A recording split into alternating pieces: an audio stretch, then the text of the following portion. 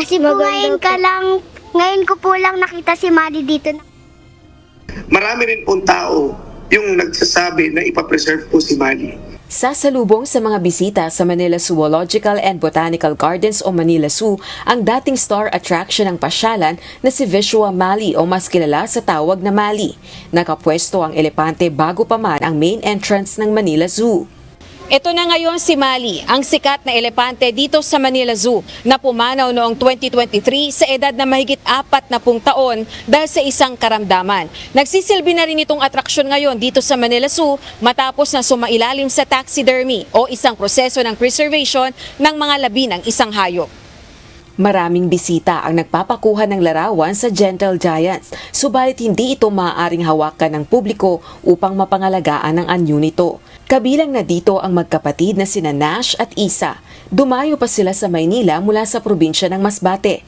Anila, kamangha-mangha ang ginawang preservation sa sikat na elepante. Maganda po para makita pa po ng ibang henerasyon yung si Mali po. Masaya rin po dahil na preserve siya. Pero may part rin po na nakakalungkot dahil mas mabuti po sana kung hinayaan na lang natin siyang umanaw ng mapayapa. Si Jonathan naman naglakbay pa mula sa La Union kasama ang kanyang mag-anak. Gaya ng iba, unang pagkakataon din niyang makita si Mali ng personal. Bali, 43 years na. Pero ano po masasabi niyo po sa kanya? Napakalaki po eh.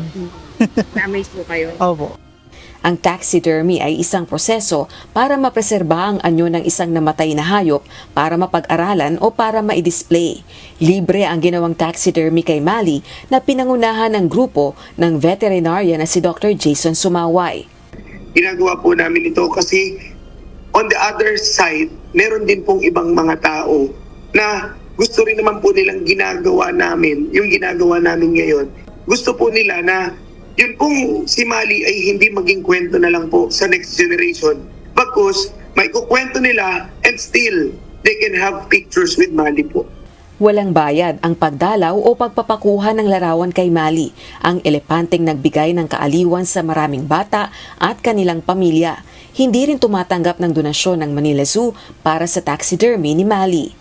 Rosa Licoz, UNTV News and Rescue. Diyos ang aming sandigan, serbisyo publiko ang aming pinahahalagahan.